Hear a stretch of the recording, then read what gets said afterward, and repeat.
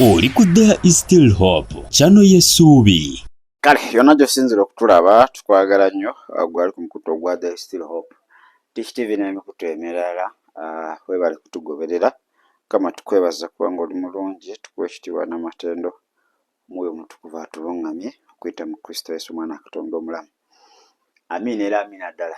Waliwo akatambi akali kutambula ennyo naye abaana abagatta obutambi buno mwagala leeta buzibu.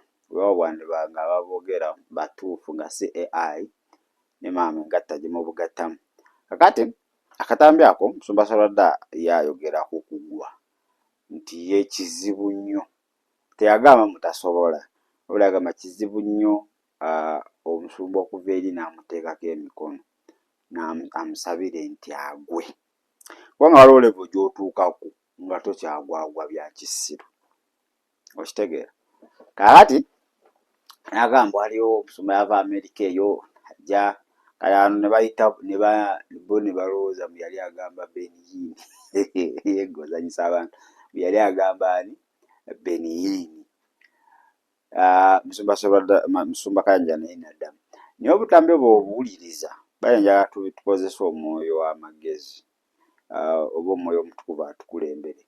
Obutambi bw'obuwuliriza bombi batuufu. Pastor Sserwadda kyayogerako kituufu. Abantu nnaku zino bagwagwa n'ebyekisiru. Zera nange ebyokugwagwa ebyo sibyagala. Omuntu alowooza mbu okusumululwa okusoma okufuna amafuta olina kuba nga weekuba kigwo.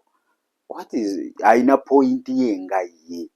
In fact yabadde ayogera eri abo abeegwisagwisa kubanga gye bali bangi. Essaawa zino ku bantu abagwa during simanyi okusaba deliverance ku 100 ensanvu ziba fake, baba bajjasi bali kufoojinga bufoojinzi. Wamala omuntu akola ne walengera musumba ng'ajja atandikirawo nga yeegwisa nga sina mafuta, okitegedde. Kati waba musumba ng'avudde bweru, musumba avudde bweru anampitako atya ne sigwa bajja lowooza ntindika emizimu, okitegedde. Wennaagwe bajja lowooza amafuta agakoze ki gannyambadde.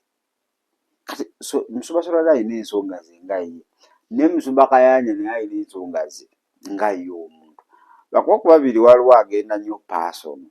Musumba Sserwadda ayogera bintu abanga ajokinga, kitegera abanga asaagasaaga n'ekibiina.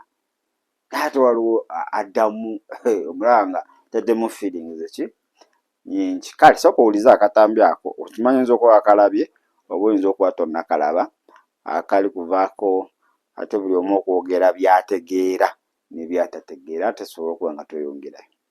Kizibu nnyo mbuliza okunkwatako n'ansuula ku ttaka nga nina amagulu abiri.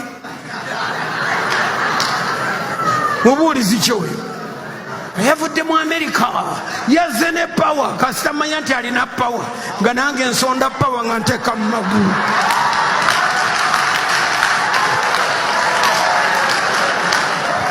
Oba oyagala kunsabira nsabira, naye ebyokunsuula ku ttaka sigwa nga sirina nsonga tekisoboka. Sikkiriza, sisobola, sigwa. Ngambira muliraanwa nti oli tagwa ku ttaka. Ne bwe mugwa bonna waliwo lwe nayimirira mu layini emu ng'omusajja ajja asaba in Jesus name, in Jesus name. Bwe yantuukako n'akwatako nze nga nafunze ddala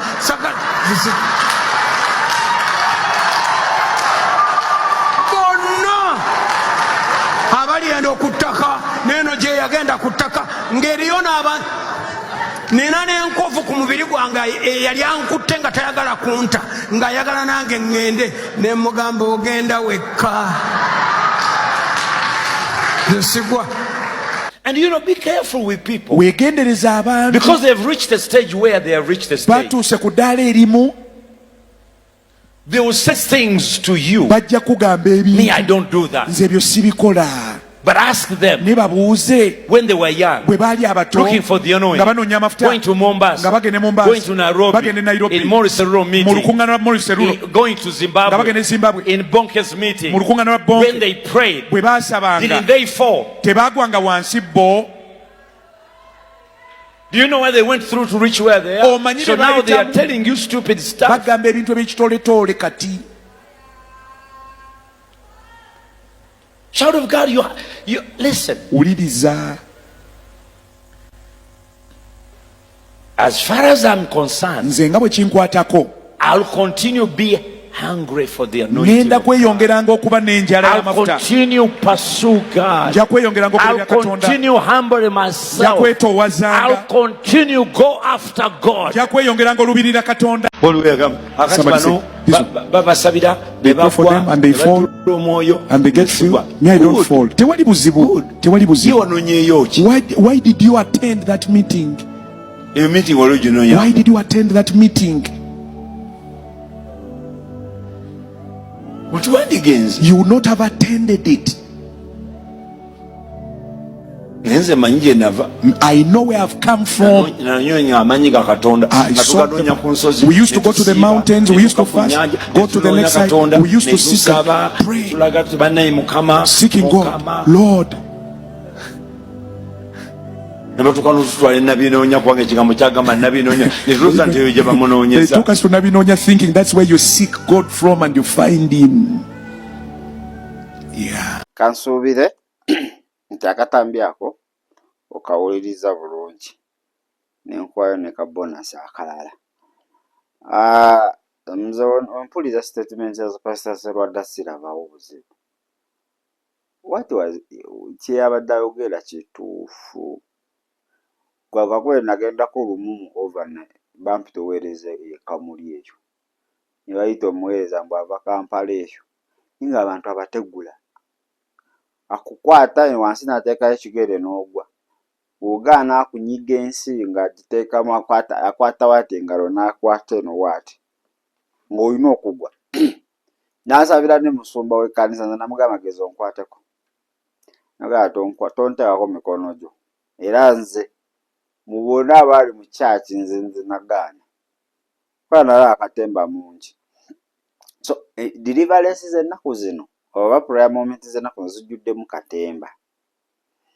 Omuntu ayagala akukwate akunyole ensingo akuzze eri akukubbe wansi akugambe mumuyimuse akukubbe wansi bakuyimuse akukubbe wansi kati Katonda asobola okudeliverance ng'omuntu ye ate kiwandiikibwa nti buli muntu gw'olina osabira olina omukwatako. Bayiveyo omuntu n'oba tomukutteeko osobola omusabira n'atereera. So Pastor Sserwadda kyayogera comedy mungi mu kkanisa. Nange simala gagwa. Siwakanya amaanyi ga Katonda. Amaanyi ga Katonda gasobola okukka oba the presence of God can overtake you nga tosobola kuyimirira. Ekyo weekiri. Luwe nga tokyasobola nakola ki? Gakuyimirira. Ng'olina kukakkana wansi. Naye tomala kunyoola asingo ontega ekigere nedda. So issue ya Pastor Sserwadda yabadde ayogera na kkanisa yonna by the way. Comedy ali omwo muyitirivu. Akati response yavudde eri ndowooza oba musumba kanja yadde oba alowooza nti ono ali kujerega biri simanyi waba nga yabadde ayanukula ono simanyi oba yabadde alowooza olukuŋŋaana olwaliyo kuba jjuke yagamba tosobola kuva mu Amerika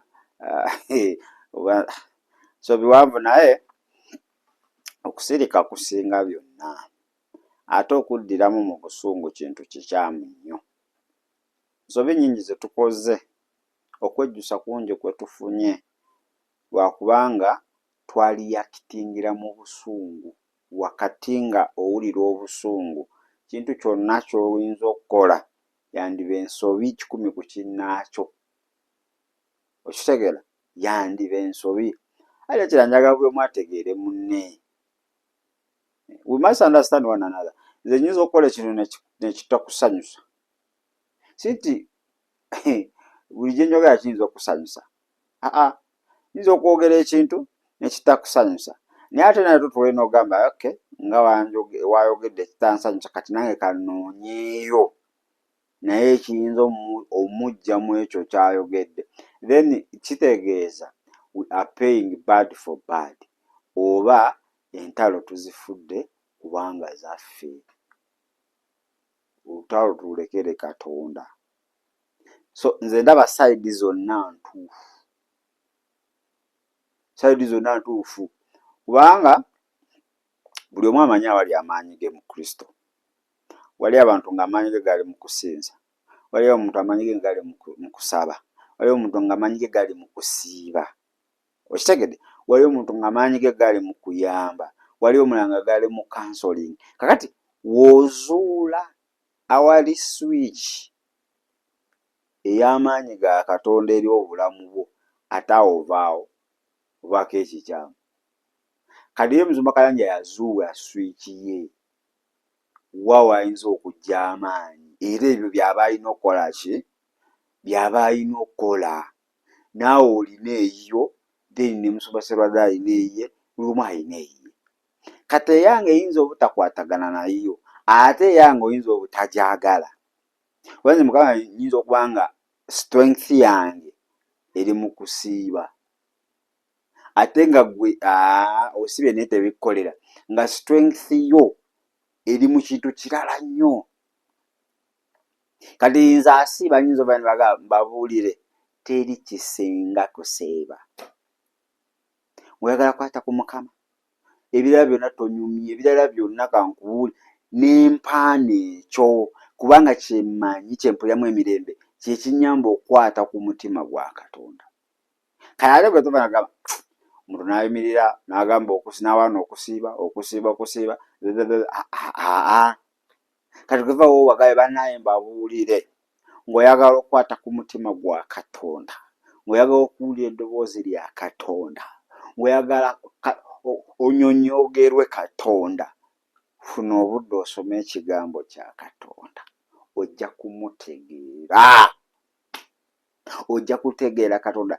Okusiiba kunyuma nga omanyi ekigambo kya Katonda. Okiraba oli ku nnyamba, nze abadde afa kasinza nnyo mu kusiiba, nja kumanya nti nina okwongerezaako ki? Okusoma ekigambo. Naye tova eri n'onkuba n'ogamba by'okusiiba kaso naawe temuli bwetyo tulina okuba nga tukola nti buli omu alina swiki, buli omu alina soketi ye mwataapinga. Gwanda olina ky'owuliramu emirembe, olina ky'ogamba nti wenkola kino mazima mba nkutte ku namulondo ya Katonda, mba ntuuse. Okitegeera? Kale Pastor Sserwadda kye yali agezaako okunyonyola, ye nga ye tabiriivingira mu by'okugwa.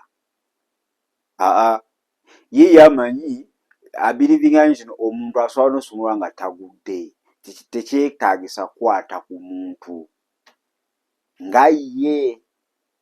Kale ate oli Musumba Kayanja abiriivingiramu nti amanyi ga Katonda nga gasse tegasobola kuleka ng'oyimiridde. Naye ate bonna batuufu. Nza kubuulira, kisinzira ntegeeraayo, ate kisinzira ndaba gy'olabamu bintu, naye ng'ekyaddala bonna batuufu. Gw'oba onyumirwa eby'okugwa, Musumba Kayanja mutuufu, Musumba Sserwadda mukyamu. Bw'obadde onyumira nnyo byakugwa, Musumba Sserwadda mutuufu, ojja kulaba nga Pastor Kayanja mukyamu. Kyova ngambye nti it will depend on your level of spirituality. Level ye ey'omwoyo, entegeera gy'otegeeramu ebintu, relationship yo ne Katonda, switch yo, kinagambye nti switch yo.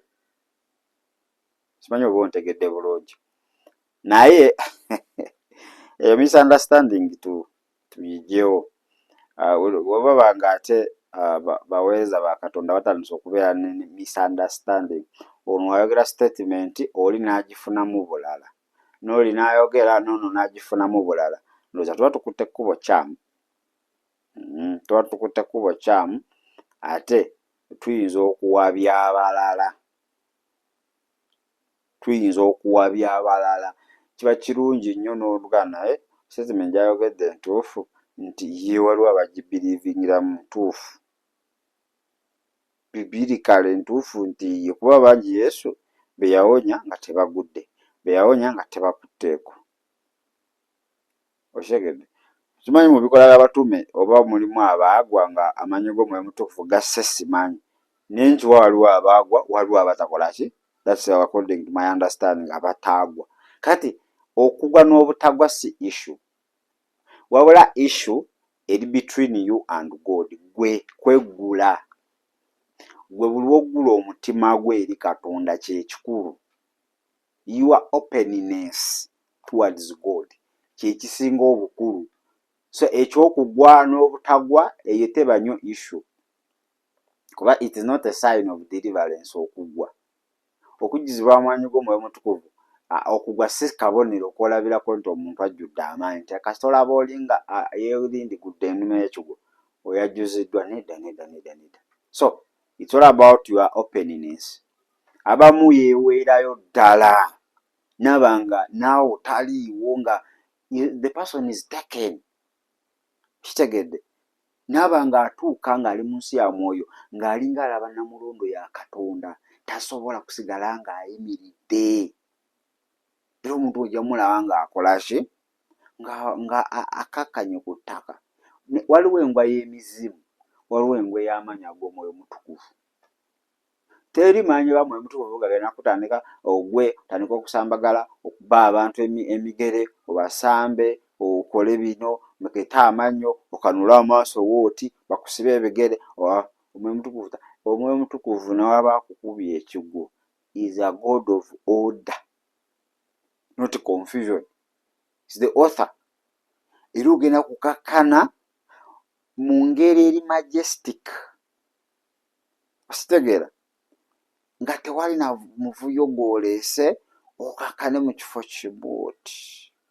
Naye bwe walabamu emigere oyaba sitaani. Tewabaawo maanyi naye ga Mwoyo Mutukuvu, oyaba sitaani. Mwoyo Mutukuvu takoba migere. Oyaba sitaani yennyini awedde ki?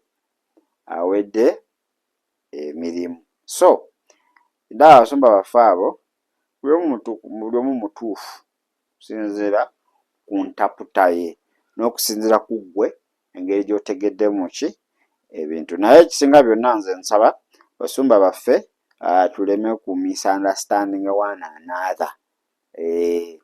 Tuleme wetuba nga waliwo statement muno gy'ayogedde nga togitegera bulungi, kubira kasimu. Babasumba buli omu alina essimu ya munne. Muli ba mikwano mukubire kasimu gane muganda wange kiki ennaku zino baaba enkuba gy'okuba osinga ne LDC. Bagita LDC UDCL. Osinga ne UDCL banga umeme. Ate kiki yagana akatambi muganda wange kiki. Okitegera ojja mu ngeri ya kusaaga. Naye akati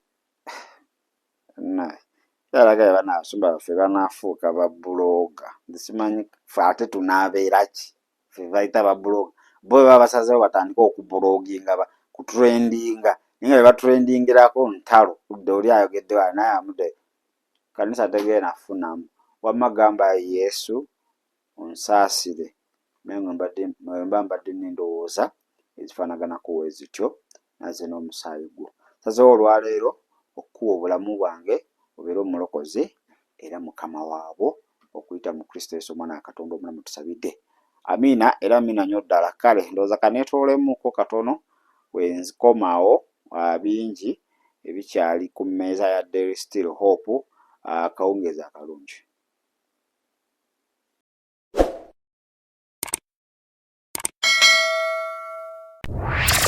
Weebale kulaba There is Still Hope. Okumanya ebisingawo tukubire ku 0752 34 14 47 oba ku 0761 08 83 15. Osobola n'otufuna ku email eya tshitv74@gmail.com. Eno ye There is Still Hope, channel y'essuubi.